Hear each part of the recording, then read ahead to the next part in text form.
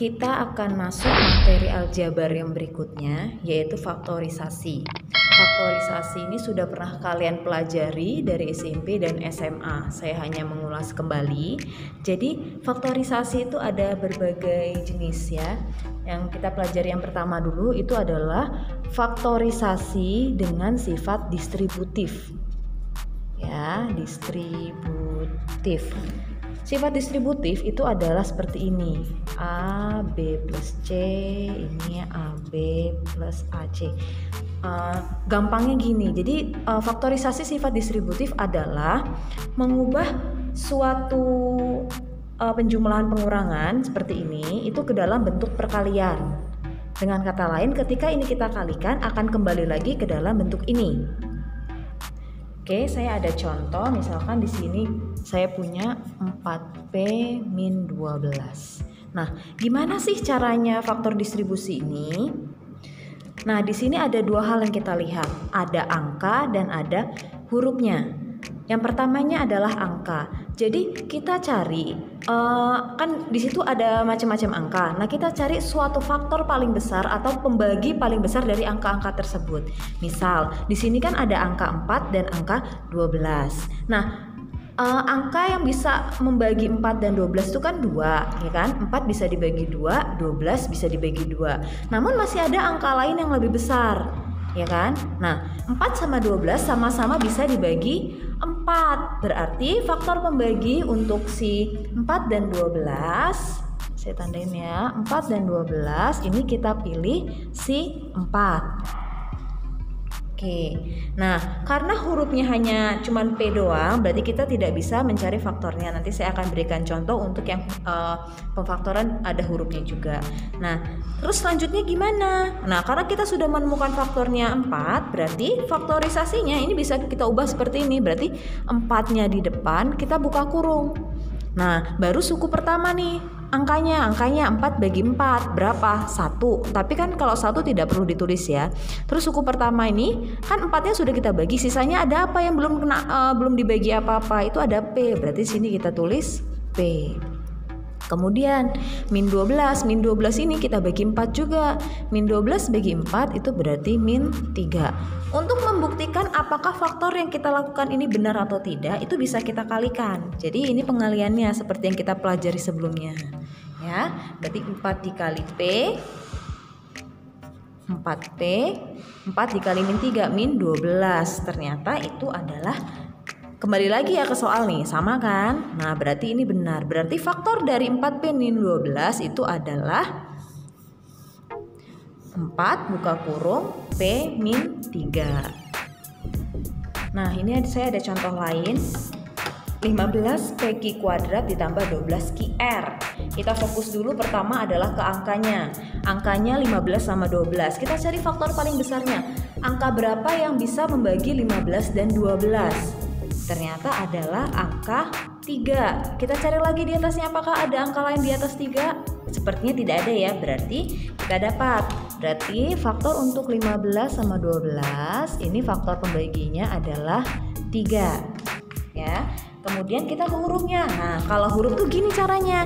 Kita lihat huruf apa yang sama. Ada PQ kuadrat, ada QR. Huruf yang sama huruf apa? Huruf Q. Nah, habis itu setelah kita menentukan huruf yang sama, ya kan yang sama nih, ini sama ini. Oke, sama ya.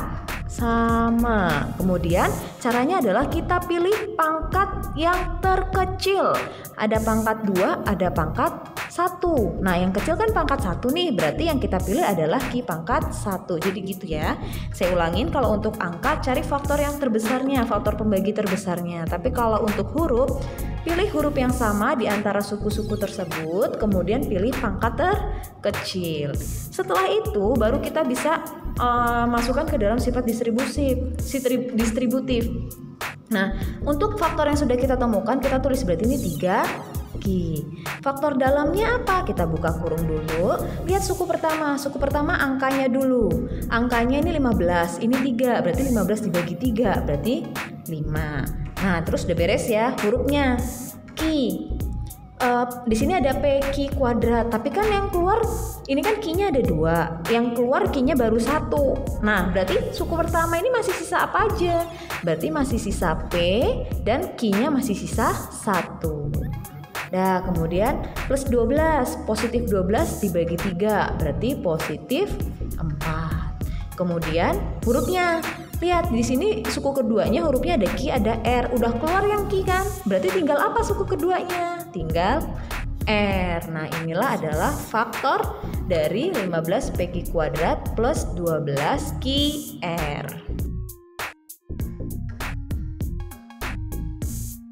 Faktorisasi yang berikutnya adalah selisih 2 kuadrat. Oke, sesuai dengan judulnya, di sini ada kata-kata selisih dan ada kata-kata 2 kuadrat. Dengan kata lain, ya ini ada rumusnya. Jadi kita bisa melakukan faktorisasi ini jika bentuk aljabarnya memenuhi persamaan berikut, ya. Depannya kuadrat, belakangnya kuadrat, tandanya min. Sesuai kan? 2 kuadrat berarti dua-duanya kuadrat dan selisih berarti tandanya kurang. Maka pemfaktoran ini akan bisa diubah menjadi X plus Y kali X min Y, ya. Jadi ini jika ketemu bentuk seperti ini kita sudah ada rumusnya pemfaktorannya. Ini seperti ini. Nah, X plus Y, X min Y. Jadi kita tidak usah pusing-pusing lagi, langsung aja pakai persamaan umum ini. Di sini saya ada contoh. Saya punya X kuadrat min 4. Lihat, ini soal ini sudah memenuhi persamaan ini belum? Lihat, ini X-nya sudah kuadrat, yang depan posisinya udah kuadrat, yang belakang udah kuadrat belum? Nah, tapi kita lihat apakah ini bisa dikuadratkan, bisa kita manipulasi atau tidak. Nah, 4 ini kan sama aja atau senilai dengan 2 kuadrat kan? Berarti bisa kita manipulasi. Berarti ini X kuadrat min 2 kuadrat. Kita tidak mengubah soal, ya. Hanya kita mengubah bentuknya saja. Nah, lihat ini sudah memenuhi persamaan ini. Berarti ini bisa kita faktorkan dengan cara ini. Ini adalah bentuk selisih 2 kuadrat. Caranya gimana? Ya udah tinggal kita jabarkan aja, kita ambil ininya. Unsur-unsurnya aja. Unsurnya kan X dan 2 ya. Berarti kalau kita jabarkan ke dalam pemfaktoran, ini jadinya X plus 2 X min 2. Selesai. Ini ada contoh yang berikutnya, 4P kuadrat min 36. Nah, ini kan belum memenuhi kaidahnya si selisih 2 kuadrat nih. Berarti kita harus manipulasi. Kita lihat angka-angka ini angka-angka hasil kuadratan bukan? Ada 4, ada 36. 4 kuadrat dari 2, ya kan? 2 kuadrat sama dengan 4. 36 itu adalah hasil kuadrat dari 6. Ya sudah, kita olah dulu. Kita harus bentuk ini pokoknya harus seperti kuadrat. Ya, jadi ini bisa dipakai kalau depan kuadrat, belakang kuadrat tandanya negatif. Berarti ini kalau saya manipulasi jadi 2 kuadrat P kuadrat min 6 kuadrat. Nah, sekarang sudah terpenuhi nih. Depan kuadrat, belakang kuadrat tandanya min. Berarti kita sudah bisa nih pakai ini. Pakai rumus atau kaidah ini. Ya sudah, langsung aja kita jabarkan. Unsur yang depan kan ada 2 sama P. Berarti kita tulis 2P. Kemudian ada 6, berarti plus 6. Berarti yang satunya 2P min 6. Ini ya hasil faktornya. Nah, soal ketiga nih, ini adalah kombinasi. Kenapa saya bilang kombinasi? Karena ini kita pakai pemfaktoran yang sebelumnya. Coba kalian lihat, di sini ada 20x kuadrat sama 5y kuadrat. 20 sama 5 kan bukan bentuk dari hasil kuadrat kan? Nah, tapi 20 sama 5 ini kita bisa pakai yang tadi nih sebelumnya, yang distributif. 20 sama 5 sama-sama bisa dibagi berapa ya yang paling besar? Ternyata bisa dibagi 5. Oke, kita buat dulu, kita olah. Berarti ini 5, 20 ini bisa dibagi 5. Ya, berarti ini 5-nya keluar, buka kurung. Nah, berarti 20 bagi 5. 20 bagi 5 itu berarti 4 ya. Kan ini X kuadrat, ini Y kuadrat. Berarti kan tidak ada huruf yang bisa kita keluarkan kan untuk sifat distributif seperti sebelumnya. Ya udah, berarti sisa di dalamnya untuk suku pertama itu adalah X kuadrat. Kemudian min 5 bagi 5 ternyata min 1. Kemudian Y kuadratnya Y kuadrat. Oke. Nah, tapi 1 ini tidak usah ditulis, tidak apa-apa ya. Tapi kalau udah terlanjur ya nggak apa-apa. Nah, sekarang kita lihat. 5 ini udah beres. Sekarang kita lihat yang dalam. Ada angka 4, ada angka 1. Ini depan ini x kuadrat, belakang y kuadrat, tandanya min. Nah, kita lihat angkanya ini bisa memenuhi kaidah selisih 2 kuadrat nggak ya? Angkanya bisa kita buat ke dalam bentuk kuadrat nggak ya? Nah, 4 itu adalah bentuk kuadrat dari 2 ya kan? 2 kuadrat sama dengan 4. 1 ini ternyata 1 kuadrat kan 1 kan? Oh, berarti bisa kita buat bentuk kuadrat. Berarti kita manipulasi lagi. Ini berarti jadinya 5 buka kurung 2 kuadrat x kuadrat min 1 kuadrat y kuadrat. Kelihatan ya? Nah, setelah itu ini memenuhi kaidah ini. Depannya kuadrat, belakangnya kuadrat, tandanya min. Berarti bisa kita jabarkan. Berarti 5 buka kurung suku pertamanya yang kuadrat apa? 2 dan x. Berarti 2x tambah belakangnya apa? 1 dan y. Tapi 1 nggak usah kita tulis, berarti y aja. Terus buka kurung lagi, berarti ini 2x min y. Nah, inilah ada faktor dari 2x kuadrat min 5y kuadrat. Oke ya.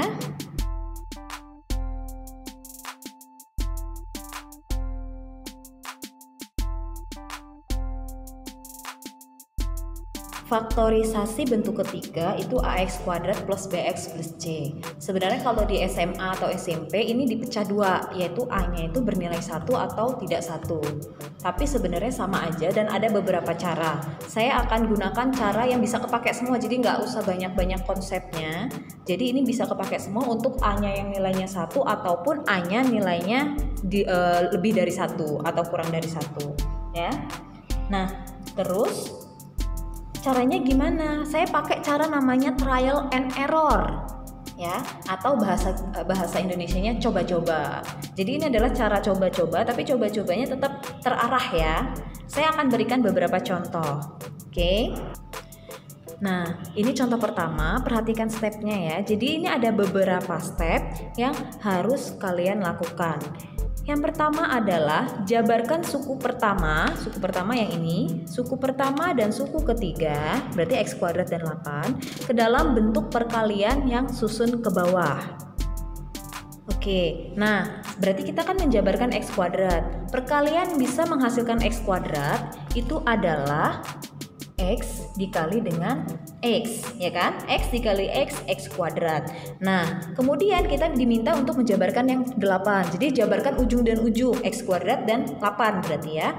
Nah, penjabaran 8 ini kan banyak ya. Ada 2 dan 4, ada 1 dan 8, ada min 2 dan min 4, ada min 1 dan min 8. Nah, itu makanya dibilang trial and error, coba-coba, karena banyak pemfaktoran dari angka tersebut. Kemudian, nah sekarang 8 nih. Saya misalkan nyobanya angkanya 2 dan 4. 2 kali 4, 8 kan? Ya, saya tulis ya, 2 dan 4. Step selanjutnya adalah kalikan silang. Kalikan silang itu berarti x ini dikali 2, x yang ini dikali 4. Kita kali silang. Berarti x dikali 2 ini jadinya 2x. Kemudian x dikali 4 ini berarti 4x. Nah, selanjutnya kita jumlahkan. Jadi ini selalu dijumlah. Step selanjutnya ya, setelah kita uraikan. Jadi step pertama menguraikan perkalian ujung dan ujung. Step kedua adalah kalikan silang. Step ketiga adalah dijumlahkan. Kita jumlahkan. Berarti ini 2x tambah 4x. Berapa? Itu berarti 6x. Nah, hasil penjumlahan ini harus sama nilai yang tengah. Ini ya, harus sama-sama yang ini. Kalau sama, itu berarti penjabaran kita benar, ya. Tapi kalau hasilnya beda nih, berarti penjabaran kita salah. Nanti saya akan tunjukkan contoh salahnya, ya. Setelah kita dapat ternyata sama nih, oh berarti penjabaran kita benar. Nah, bentuk pemfaktorannya bagaimana sih? Kita ambil, faktornya itu diambil dari hasil pemecahan ini tadi. Kita ambil tapi yang sejajar, berarti x sama 2 dan x sama 4. Nah, berarti ini faktornya tandanya mengikuti ya. Kalau 2-nya positif ya berarti positif, tapi nanti misalkan 2-nya negatif berarti negatif. Berarti ini faktornya X ditambah 2, karena X sama 2-nya positif, X-nya positif, dikali dengan 4-nya positif ya, berarti X tambah 4. Ini adalah hasilnya. Nah, ini saya kasih contoh penjabaran lain yang bisa aja salah ya, namanya kan trial and error ya, jadi coba-coba. Nah, ini jadi kan setelah kita jabarkan X kuadrat kan X kali X, terus kita jabarkan perkalian 8 itu kan 1 dan 8 kan, kemudian kita kali silang. Nah, hasilnya ternyata yang ini 1X, X saja kita tulis, yang ini hasilnya 8X. Kita jumlahkan, ternyata hasilnya 9X. Yang kita butuhkan adalah si 6X kan? Ternyata ini tidak sama dengan 6X untuk unsur yang tengah tadi. Berarti ini bukan jawabannya, ini berarti salah. Nah, ini namanya trial and error. Jadi kita akan menemukan kemungkinan-kemungkinan seperti ini. Ya, jadi kalau saran saya, biar gimana sih caranya biar lebih cepat? Dibayangkan, oke, kalau ini saya pecah jadi ini, kemudian saya kali silang, saya tambahkan hasilnya tengah bukannya, itu bisa dibayangkan.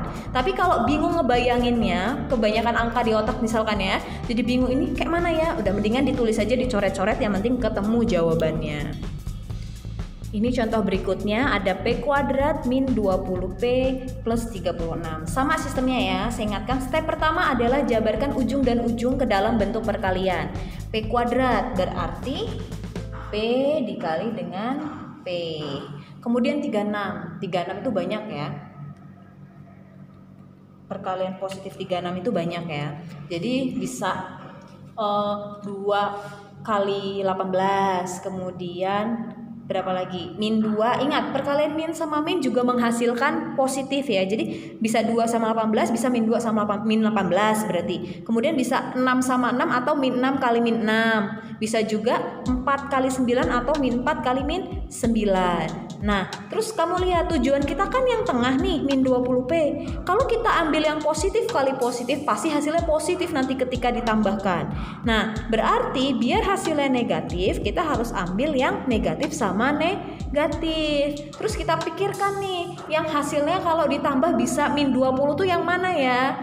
Oke. Ternyata penjabaran 36 itu yang kayaknya pas nih ke min 20. Itu berarti min 2 sama min 18. Kemudian kita kali silang. Berarti ini ke atas, ini ke bawah. Ya. Setelah itu kita kali. Berarti ini hasilnya min 2P, yang ini hasilnya min 18P. Dan tahap selanjutnya setelah kita kali silang adalah ditambah.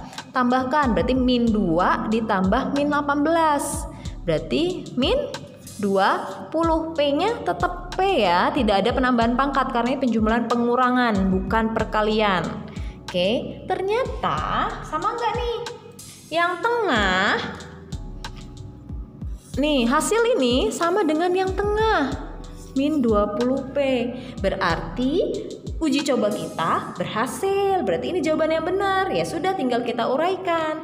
Berarti ini faktornya adalah P min 2 ya. Berarti di sini nulisnya min 2. Kemudian P min 18. Inilah hasil faktornya. Nah, ini contoh ketiga, 2M kuadrat min 5M min 12. Nah, kita jabarkan.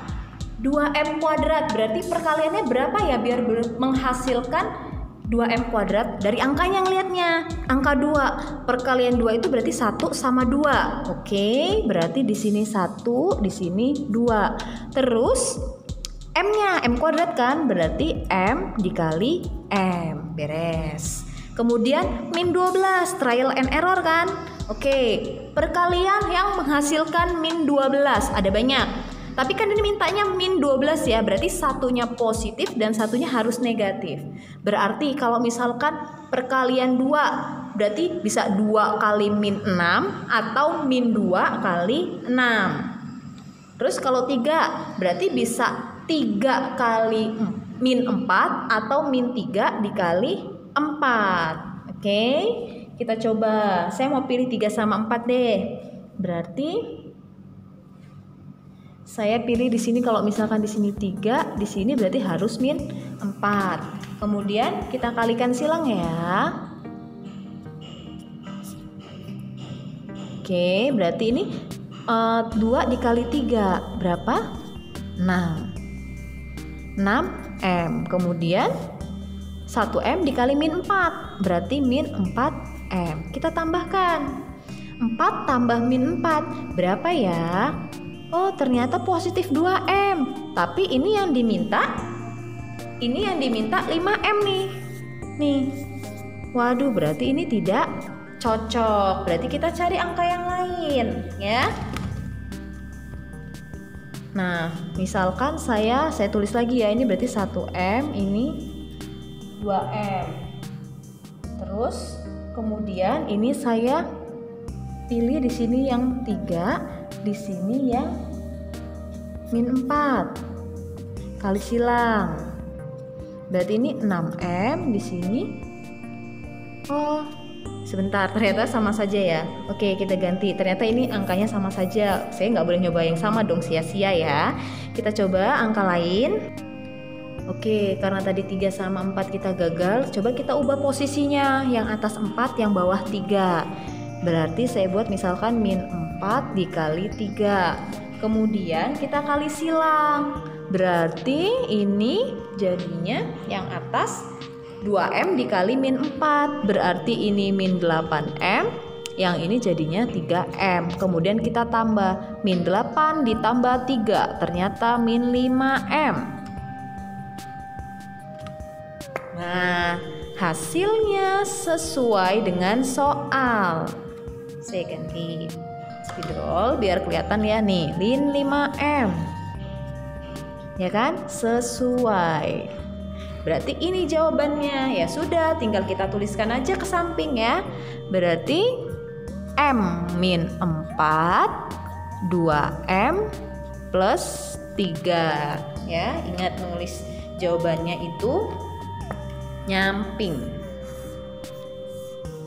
Kalau ngali silang, tapi kalau udah ketemu jawabannya itu nulisnya ke sampingnya. Oke ya.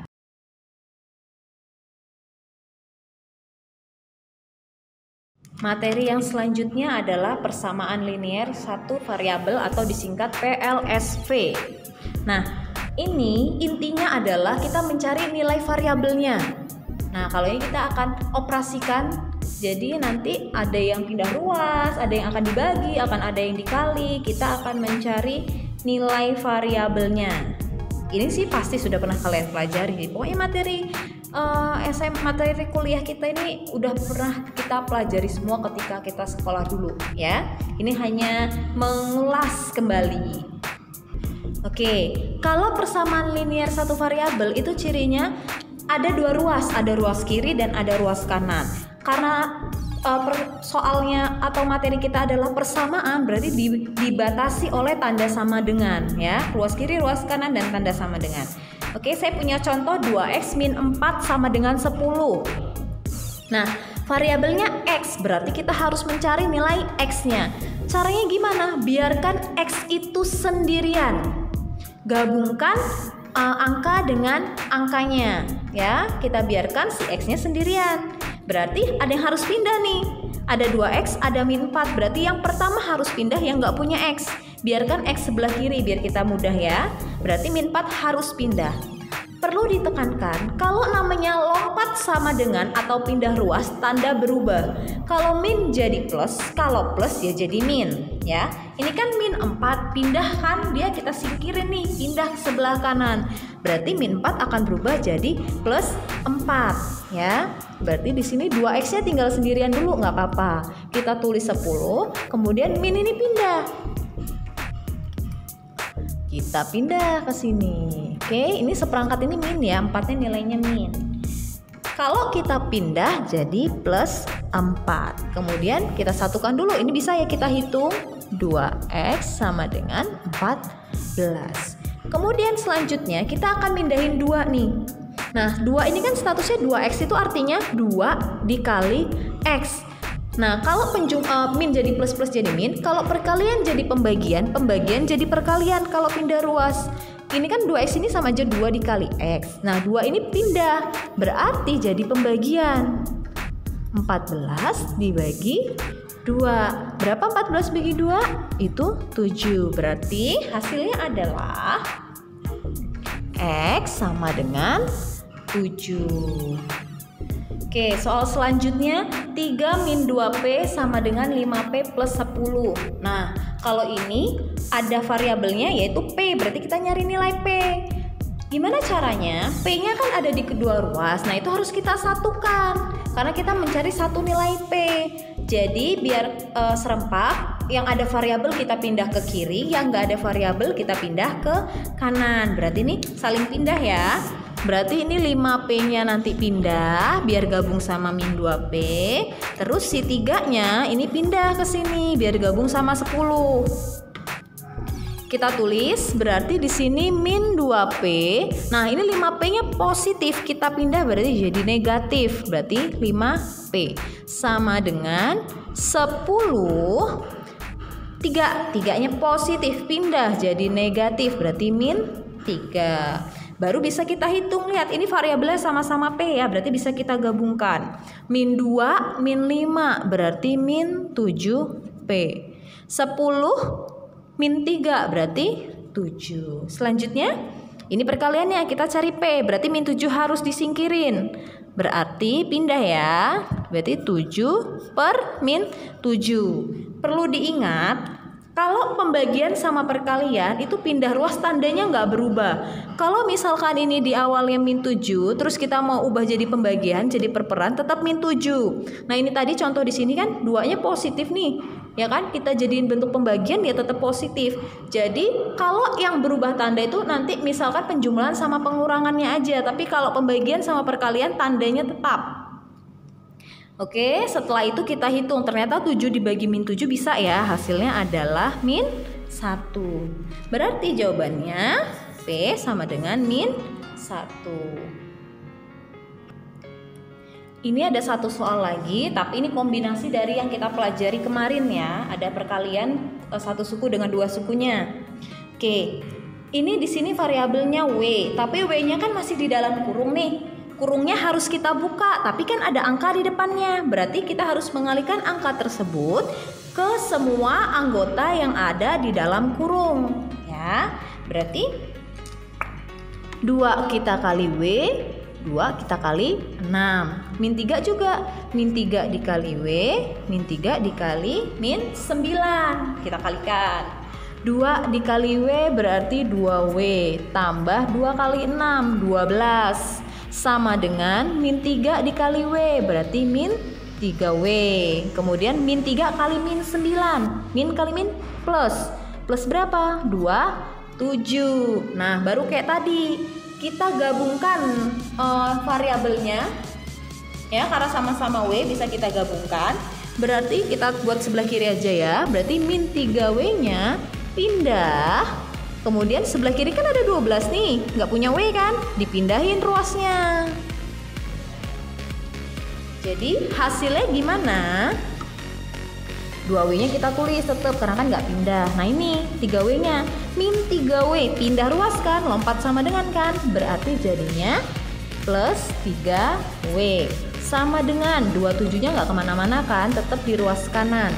12-nya nih yang dari ruas kiri pindah ke ruas kanan.